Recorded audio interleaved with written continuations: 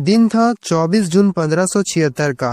भारत के इतिहास का सबसे बड़ा युद्ध, जिसमें एक तरफ थी महाराणा प्रताप की सेना तो दूसरी तरफ थी अकबर की सेना, जिसका एक ही मकसद था, भारत के सभी क्षेत्रों पर खुद का साम्राज्य स्थापित करना। अकबर की इच्छा थी कि जैसे सारे राजपूत राज्य उसकी अधीनता स्वीकार कर चुके हैं, ठीक उसी तरह प्रताप भी उसकी अधीनता स्वीकार कर लें। लेकिन प्रताप ने अकबर की अधीनता तो स्वीकार नहीं की, पर मुगलों की लाखों की सेना को हल्दी घाटी के मैदान में ध्वस्त कर दिया। युद्ध के पश्चात हल्दी घाटी का दृश्य कुछ ऐसा लग रहा था जैसे कि रक्त की नदियां बह रही हो।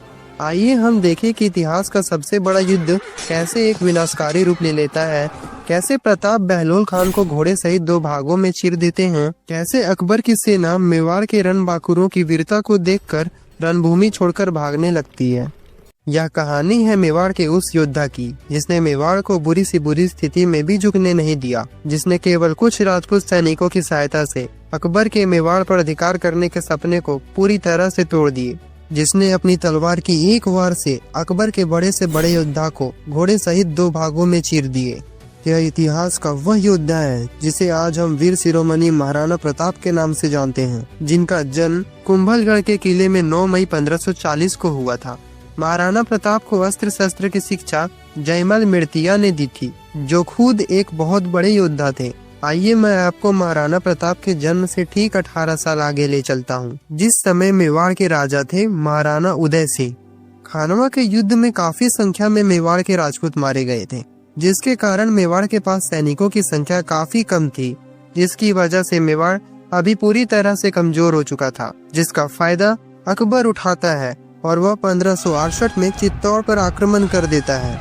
महाराणा उदय सिंह और सारे सामंत मिलकर यह तय करते हैं कि मेवाड़ की राजधानी चित्तौड़ से हटाकर उदयपुर कर दी जाए और राज परिवार के सारे लोगों को सैनिकों की कुछ टुकड़ियों के साथ उदयपुर भेज दी जाए।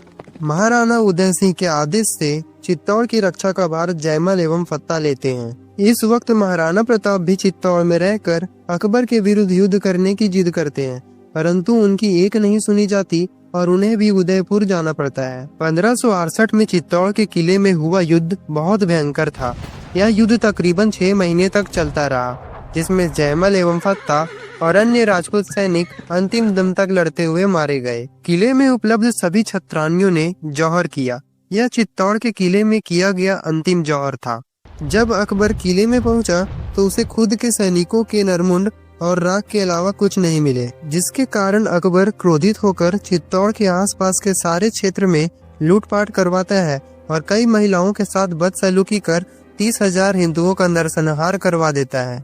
इस घटना से प्रताप को अत्यंत दुख पहुंचता है। उन्होंने मन में ठान लिया अकबर को इस अत्याचार की कीमत चुकानी पड़ेगी। वर्ष 1572 में महाराणा उदय सिंह के देहांत के बाद महाराणा प्रताप का राज तिलक होता है और उन्हें मेवाड़ की गद्दी प्राप्त होती है। जब प्रताप मेवाड़ की गद्दी पर आते हैं, तब वहाँ की परिस्थितियाँ बिल्कुल विपरीत होती है। लगातार 2 बड़े युद्धों में हार के बाद संसाधनों की भारी कमी हो गई थी। राजपूत योद्धा लगभग खत्म हो चुके थे। मेवाड़ की गद्दी में आने के बाद प्रताप के अंदर केवल एक ही बात चल रही थी, जो था अकबर के द्वारा किए गए अत्याचारों का प्रतिशोध। दूसरी तरफ अकबर को केवल एक ही बात सताए जा रही थी कि मेवाड़ अब भी उसके अधीन नहीं है। कुछ दिनों तक परिस्थितियां ऐसे ही रहती है।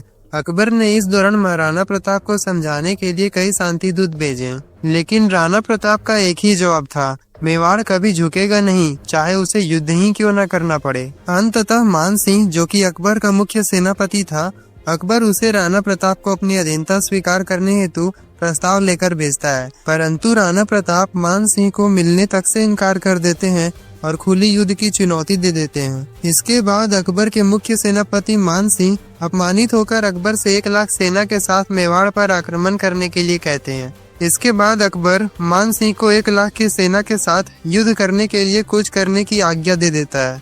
मान सिंह के तरफ से अली आसिफ खान, सैयद अहमद खान, सैयद हासिम खान, जगन्नाथ कच्छावा, माधव सिंह जैसे कई बड़े योद्धा थे। जैसे ही महाराणा प्रताप को पता चला कि मान सिंह की सेना आगरा से कूच कर अब मांडलगढ़ पहुंच चुकी है, उन्होंने तुरंत युद्ध की तैयारी शुरू कर दी। महाराणा प्रताप की सेना में 20,000 सैनिक और कई मुख्य योद्धा थे, जैसे भवानी सिंह, भामाशाह राठौड़, रामदास, राणा पुंजा और भी कई योद्धा थे। कहते हैं बहलोल खान, जो कि अकबर का भांजा था, वह बड़ा ही ताकतवर था। उसका शरीर इतना बलिष्ठ था कि वह 2 हाथियों को अपने विपरीत दिशा में जंजीरों से बांधकर खिंचवाता था।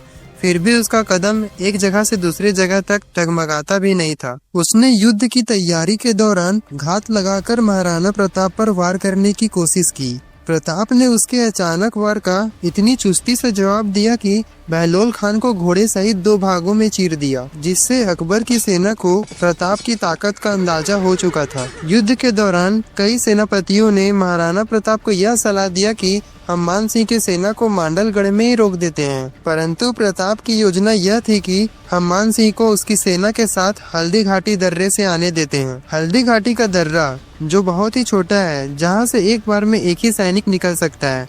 जैसे जैसे सेना अंदर आएगी हम उन्हें मार गिराएंगे, और जो भी दर्रे से आने की कोशिश करेगा उसे तीर और भाले से वही मार गिराया जाएगा। कुछ दिनों तक यही चलता रहा, पर अकबर की सेना इतनी ज्यादा थी कि सारे नौजवान राजपूत सैनिक इस छापामार रणनीति से रास नहीं आ रहे थे। इसलिए उन्होंने महाराणा प्रताप से विचार विमर्श किया और ना चाहते हुए भी राणा प्रताप को उनकी बातों से सहमत होना पड़ा और छापामार रणनीति को रोककर उन्हें हल्दी घाटी दर्रे के पार खमनेर के मैदान में आमने सामने उतरना पड़ा। यह दिन था 24 जून 1576 का, जिस दिन मेवाड़ में बहुत भीषण गर्मी हो रही थी। दोनों सेनाएं एक दूसरे के आमने सामने आ चुकी थी। देखते ही देखते युद्ध भीषण रूप ले लेता है। राजपूत सैनिक अकबर की सेना पर भारी पड़ रहे थे। चारों तरफ मुगलों के नरमुंड कटे दिखाई दे रहे थे। युद्ध के पहले 1 घंटे में मेवाड़ के सैनिकों ने मुगलों को 10 किलोमीटर पीछे धकेल दिया। हल्दी घाटी का युद्ध इतना भयानक हो चुका था कि राजपूत सैनिक गाजर मूली की तरह अकबर की सेना को काटते ही जा रहे थे। लगातार युद्ध करने के कारण सारे सैनिकों के गले सूख रहे थे। एक एक राजपूत सैनिक 20-20 मुगलों को मारकर शहीद हो रहा था। प्रताप अत्यंत तीव्रता से युद्ध लड़ रहे थे, मानो उनका घोड़ा चेतक जिधर जाता उधर मैदान खाली हो जाता था। कोई भी मुगल सैनिक प्रताप के आगे जीवित नहीं बच पा रहा था। गर्मी इतनी भीषण हो चुकी थी कि दोनों ओर से हाथी दल को आगे कर दिया गया था। प्रताप की ओर से उनका हाथी राम प्रसाद बहुत ही वीरता से मुगलों की सेना को ध्वस्त करता चला जा रहा था।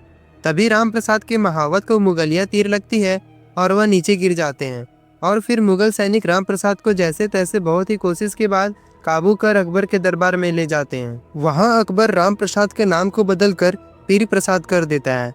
अकबर उसे हाथियों के बाड़े में रखता है, जहां उसे बहुत खाना पानी दिया जाता है, परंतु राम प्रसाद अकबर के घर का पानी तक नहीं पीता। उधर हल्दी घाटी के युद्ध के मैदान में महाराणा प्रताप यह निर्णय लेते हैं कि अब वह इस युद्ध को अंजाम देंगे और चेतक को तेजी से मानसिंह के हाथी के तरफ ले जाते हैं, और चेतक तेजी से अपने दोनों पैरों को मानसिंह के हाथी पर टिका देता है। प्रताप बहुत तेजी से मानसिंह पर अपने भाले से वार करते हैं, परंतु मानसिंह नीचे दुबक जाता है और भाला उसके महावत को लगता है, जिसके बाद तेजी से खून का एक फव्वारा छूटता है और प्रताप को लगता है कि मानसिंह मारा गया। उसी समय प्रताप के जबरदस्त वार से हाथी घबरा गया और तेजी से अपनी सूंड हिलाई, जिससे उसके सूंड में बंधी तलवार से चेतक का एक पैर कट जाता है, जिसका फायदा मानसिंह की सेना उठाती है और वह प्रताप को चारों ओर से घेर लेते हैं। उसी समय झाला मानसिंह और हकीम खानसूर प्रताप से अनुरोध कर इस भंवर से प्रताप को निकालते हैं और खुद बहुत ही वीरता से लड़ते लड़ते शहीद हो जाते हैं। झाला मन्ना, जो कि कद काठी से प्रताप के हमशक्ल थे, वह प्रताप से उनकी छतर लेकर युद्ध करने लगते हैं ताकि सेना को लगे कि प्रताप अभी रणभूमि में है। अंततः झाला मन्ना भी लड़ते लड़ते शहीद हो जाते हैं। झाला मन्ना के युद्ध में वीर गति से शाही सेना को लगता है कि प्रताप मारे जा चुके हैं और युद्ध खत्म हो गया, परंतु वह इस बात से निर्विज्ञ थे कि प्रताप अभी भी जिंदा है। कुछ क्षणों के भीतर भीतर हल्दी घाटी का रण वर्षा होने के कारण रक्त के तालाब में परिवर्तित हो जाता है। वहीं दूसरी ओर चेतक महाराणों को जंगल की ओर ले जा रहा था। रास्ते में उसने एक 27 फीट का बड़ा नाला पार किया। नाले को पार करते ही चेतक ने अपने प्राण त्याग दिए। स्वामी भक्त चेतक ने अपना कार्य कर लिया था। वह अपने स्वामी को एक सुरक्षित स्थान पर पहुंचाने के बाद अपना प्राण त्यागा।